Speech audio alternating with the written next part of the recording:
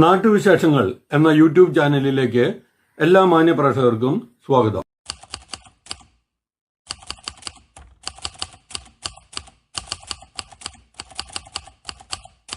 പഞ്ചായത്ത് അധികൃതരുടെ ശ്രദ്ധയ്ക്ക് കേരളത്തിലെ പ്രധാന വിനോദസഞ്ചാര കേന്ദ്രമായ മലമ്പുഴയിലേക്ക് പോകുന്ന പ്രധാന റോട്ടിൽ കാണുന്ന മാലിന്യമാണ് നമ്മൾ കാണുന്നത്.